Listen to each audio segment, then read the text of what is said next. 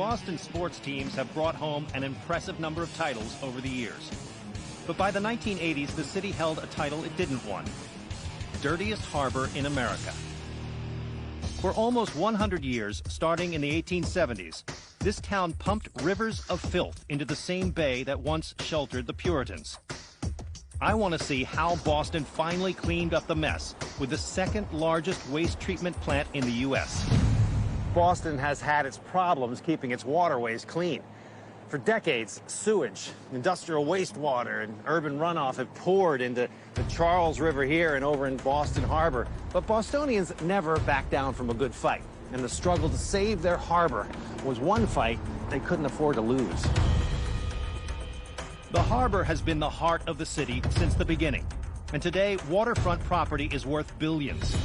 But not too long ago, this area was lined with dead fisheries and derelict buildings. If tourists wound up here, they'd probably made a major wrong turn.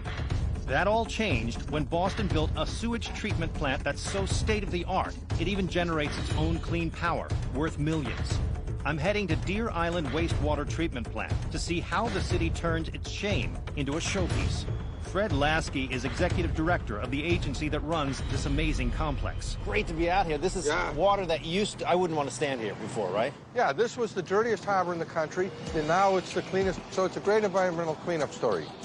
It took a federal court order to force the city to spend the mega bucks needed to remedy hundreds of years of harbor abuse in just a decade. This is it. This is a $4 billion sewer treatment plant. It's one of the most sophisticated in the country. Each day, wastewater from 2 million people, about 350 million gallons, journeys to the plant. Starting with the first flush, it takes 12 hours for that waste to travel through the massive pipes into the plant for processing. It ends its journey as disinfected water piped far out to the sea. And every ounce of it enters through a terminal chamber like this. Where's the flow happening? It's coming in. Coming this way. Oh, it comes right in here. Yep.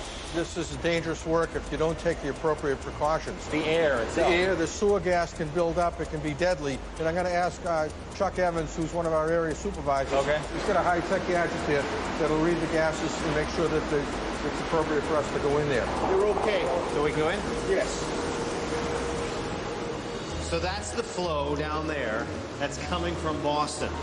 It's a gravity system. It's just flowing in from all the toilets and showers and storm drains all around town. I mean, this is major solid material, if you know what I'm saying. This is the sort of crud Boston's been dumping into the harbor since before the famous Tea Party. Butchers in the 1600s had to be banned from throwing pig heads and meat scraps in the water. And it got much worse over the centuries as the city pumped wastewater and industrial toxins into the bay. By the 1930s, it was a dead zone, and all the clams in the city's world-famous chowder had to be purified in treatment plants. The Deer Island facility removes all the bad stuff, from the tiniest germs to large floating junk. We'll put some gloves on. This is raw sewage, and there are some health risks involved. After being up to my knees in this stuff, this is nothing. So this mechanism here is doing what? These are the mechanical screens that take the debris out. Why don't you take a look at them? All righty. Oh, there you go. Isn't that lovely? So this system is all the rakes that are circulated in.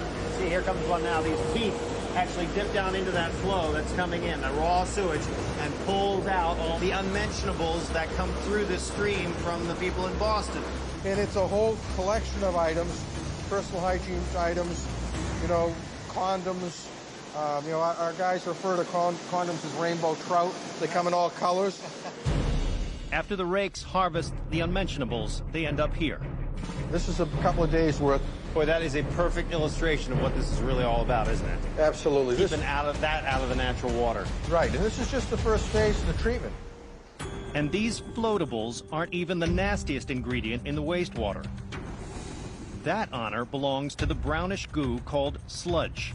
To get rid of that, you need some serious futuristic hardware. So it looks like we're in the 22nd century. Yeah, like a science fiction movie, doesn't it? What are these shapes? These are egg digesters. They are full of sludge, and they are having bacteria digest or eat the sludge. sounds like we're just mocking human digestion. These are big stomachs, basically. Yeah, exactly. We're stepping up on the top of the egg right here. So inside, below us here, 14 stories of sludge, essentially. Yep, 3 million gallons of sludge. And the bacteria is eating it, reducing the volume by a third. And then the byproduct is methane gas. So the breakthrough here is that you actually create your own energy. Yes. Oh, that's pretty. That is very pretty. That's the stuff. Black gold. That's the stuff. You're looking at that horribly foul liquid is what used to pump right into Boston Harbor, what used to kill the whole ecosystem in there. Yep. You ready for lunch? There's an NP. Little SOS. After chlorine has killed the remaining pathogens, another chemical kills the chlorine, and the 12-hour odyssey is complete. And here's the happy ending. Out here in Massachusetts Bay, a pipe runs from here out there, introducing this now clean, environmentally safe water into that ecosystem. So there you go. That's how they cleaned up the famously filthy Boston Harbor. Both sea life and humans have come back to the harbor now, thanks to a high-tech solution.